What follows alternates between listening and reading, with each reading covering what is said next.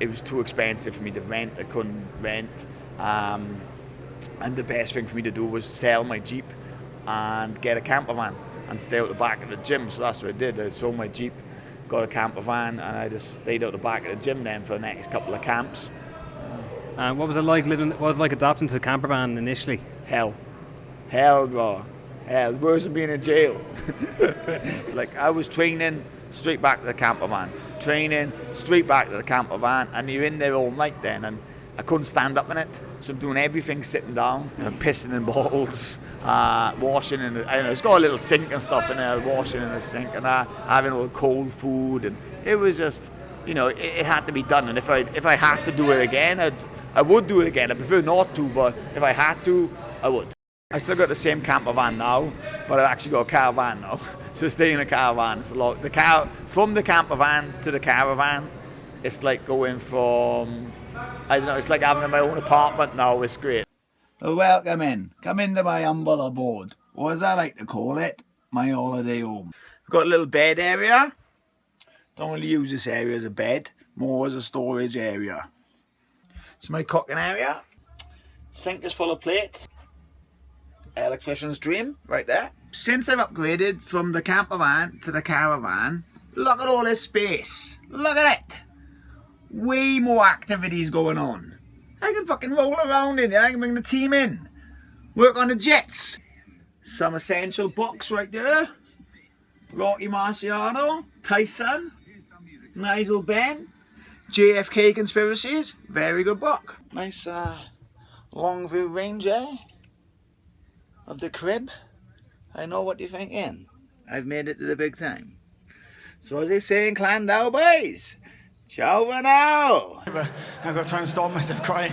Look at this here. This is in the very opening seconds of the opening round. I hit like a fucking horse. You know, anyone that knows me and sparred me will know that. I hit with both hands. I told you, no one's got power like me. He carries real power himself. That weren't even a clean shot. That was just a tip on the head. Imagine I caught with his chin, he'd wake up fucking next week. That you had spent some time in prison before coming over here. Yeah. What was the story there? What happened? In Wales, you have like if you are sometimes accused of something, they can actually keep you in jail for 6 months. So they say, right, Joe, we think you've done something. We can't prove it. We've got no proof for it at all. But we're going to put you in jail for 6 months while we try to get proof. And if we do get proof, then you're staying in jail. So it was a load of crap, really. So they picked me up. I'm going to jail. I didn't know I'm going to jail. I think I'm going in to give a statement in a police station. On this day, my girlfriend has decided to move down from Bristol to Swansea, which is about 2.5 hour drive away. We've been courting for a long time before that. And this is the day she's moving down. So she rings me up, all right, I'm on my way down, all my stuff, and you know, she's going to move in. I won't be long. I said, all right. I said, look, I've got to go into the police station and give a statement. I said, I won't be long, I'll be out. So I realised then when I get to the police station, this is a little bit more than a statement, and I'm going to fucking jail. So then I bring her from the jail. I said, look, Care, I'm in jail. They're not going to let me out. It could be out for 6 months, a best case scenario, but worst case scenario, I could be over 10 to 15 years. And she was like, oh, right. She said, well, if it's 10 years, 15 years, I'll still be a waiter when you come out. Section 18 of intent, so it's like attempted murder, but a lot of crap. It was where the jail is, you know, I drive past the jail probably every, you know, I could see the jail from my old house. So I knew everyone in there. It was just like, it almost felt like going to a training camp. I was in there, I was training every day, and it was like going back to school in a way, but it was great. And I'll never forget, it was a warden in there at the time called Phillips, and I was quite pissed off. You know, I'd never been in jail before, and obviously the worry of maybe having 10 years, I was a bit pissed off. And this warden, Phillips, come in to see me, and he was like, listen, John, you know, you could be a somebody, you know, if you shouldn't be in there. You know, do you want to be a somebody and you're in fucking jail? He said, you're a nobody, and you know, you'll be like somebody and you'll be a nobody out there. He said, you can go out and be a fucking proper somebody. He said, and you actually come into the jail, and he was into my prison cell. I was writing a letter. He says, can I come in? I said, well, I don't think I got a fucking choice, have I? He said, oh, he laughs, he comes in. He said, look at you, he said. You're like a caged animal. And he's like this in my head. Look at you. You're like a tiger. Like a tiger in a cage, that's what you are. He said, John, you need to train. He said, I want you to train in here. So this is my first or second day in jail now. He's like, you're going to the gym every single day. Whenever you want to go to the gym, you go to the gym. I was like, wicked. So I was in the gym as long as I wanted. I was getting bored. I was in the gym so much. I was like, I need to do something else now. But he sat me down and he was like, you can be somebody if you want. And that stuck with me in fairness. And I'd just like to say thank you, Stuart. Thank you for having that chat with me. Met John.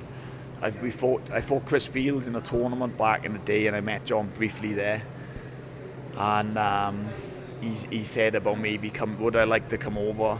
And at the time, I didn't know who John was. I didn't know who SPG was. I was like, no, I don't. It's not for me.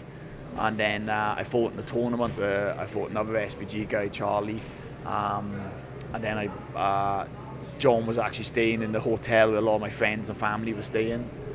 So when I went over the next morning to see them all, John was on the table next to us having breakfast, and he was like, oh, congratulations on winning the tournament. How would you like to come to Ireland and train with us? It'd be great for the camp, and it'd be for everyone in the camp, and it'll be great for you. I was like, no, why the fuck do I want to come to Ireland? I didn't still. I thought John was some weirdo, trying to get me over for everyone to beat me up or something. I thought he just wants his own back now. I beat two of his guys. I'm gonna go over there. They're all gonna have me. When I went to training, I was just doing things part time. Not even part time. I'd finished. I didn't want to fight. I didn't even want to fight in that tournament. I go home and I tell my girlfriend. I said, hey, I bumped into that John guy. He asked me to go to Ireland. I said, he's fucking mad. I'm not going to Ireland.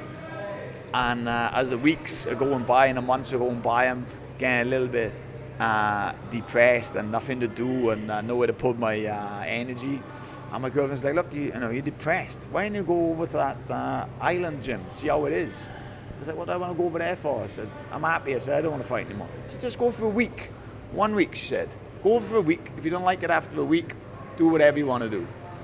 I thought about it. I thought, all right, I'll come over for a week. So I come over for a week and that was it. That's all it took. I got a week, I sat down with John. I was like, yeah, this is where I need to be. I could have easily said, right, it's snowing today, I'm not going to train. And but even when the snow was out, I made sure that I got out, still got my run, even if I had to go for the snow. I still done my boxing, my pads. We still done a little bit of grappling as we could. And we found an underground car park, and we trained in an underground car park. It was like a scene from Bloodsport or like a bare knuckle movie or something. It was crazy, but where's the will and where's the way, it'll happen, And I weren't missing training. I've got my UFC debut coming up.